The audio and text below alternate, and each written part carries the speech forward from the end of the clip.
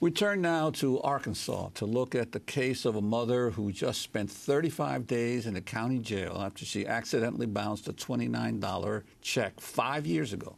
Nikki Petrie was sentenced to jail just last month by a judge accused of running a debtor's prison.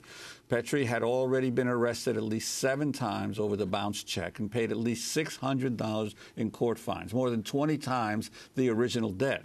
Petrie said, quote, "Every time I go to jail, they let me out immediately for $100. They turn around and add $600 or $700 more to my bond. I couldn't afford to pay.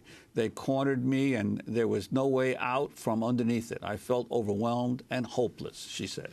Nikki Petrie's release comes as the Lawyers Committee for Civil Rights Under Law, the ACLU, and the international law firm Morrison & Foerster have filed a class-action civil rights lawsuit challenging the modern-day debtor's prison in Sherwood, Arkansas.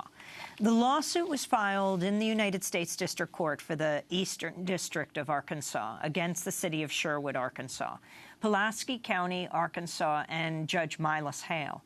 Petrie is one of 4 named plaintiffs in the suit who allege their constitutional rights were violated by the hot check division of the Sherwood District Court when they were jailed for their inability to pay court fines and fees. The lawsuit alleges that Sherwood, Pulaski County, engages in a policy and custom of jailing poor people who owe court fines, fees, and costs stemming from misdemeanor bad check convictions. It also says they jail people in violation of a long-standing law that forbids the incarceration of people for their failure to pay debts. For more, we're going to Washington, D.C., to Kristen Clark, President and Executive Director of the Lawyers Committee for Civil Rights Under Law, one of the groups that filed this lawsuit. Welcome to Democracy Now! Can you explain exactly what happened to Nikki Petrie? She ends up in jail for a $28 and change check that she didn't realize had bounced because her last paycheck hadn't put it in, and she ends up in jail 5 years later. Yeah, Nikki Petrie is not alone. This is a debtor's court system that's been in place in Sherwood that preys on the backs of poor people. Nikki Petrie is one woman who exemplifies what happens if you're poor in Sherwood. She wrote a check that was returned for insufficient funds about 5 years ago.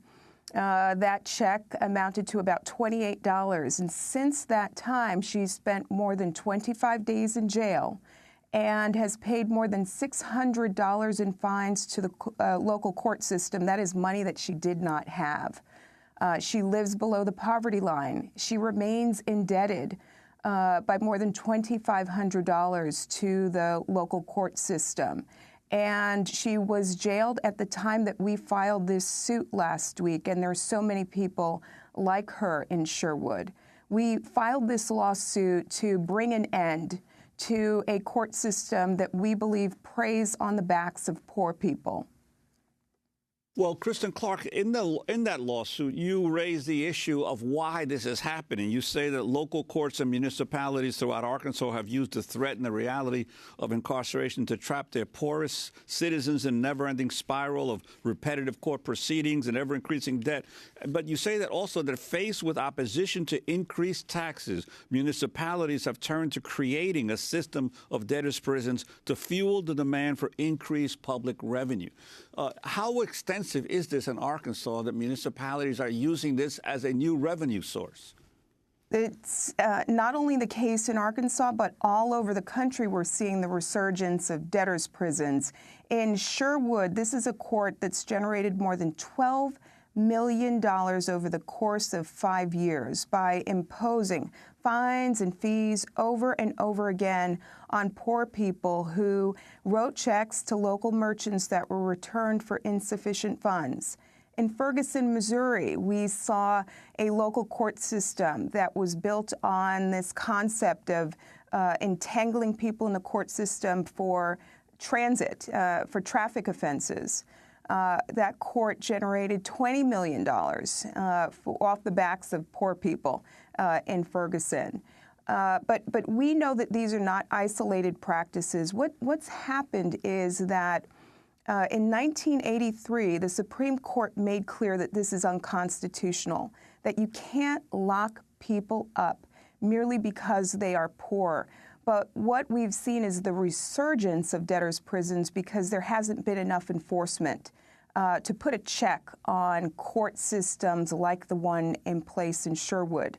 So we filed this lawsuit to bring an end to an era that's been marked by a court system in which one judge presides, Judge Butch Hale, where he's disregarded the due process rights of poor people at every turn. What happens in Sherwood is that people get online outside his courtroom. They are forced to sign a waiver of their right to counsel. Nobody's allowed in that courtroom but the defendants. If you come with a family member, an advocate, or friend, you're not allowed in. There are no tapes or recordings of the proceedings, no transcripts of the proceedings. People appear without counsel by their side. No one explains their rights to them. And every time they stand up before Judge Butch Hale, he imposes fine, fee after fine and fee and court cost on them, subjecting these people to a spiraling cycle of debt. I mean, it is an astounding story about Nikki Petrie. Didn't she end up owing something like $2,600 on this 28 and change check? That's exactly right. She remains indebted by more than $2,600. She spent more than 25 days in jail. She's already come out of pocket more than $600, and that's money that she doesn't have because she, like everybody who appears before this court, are poor people. This is a court that preys on the most vulnerable people in Sherwood, and they make a profit off of this.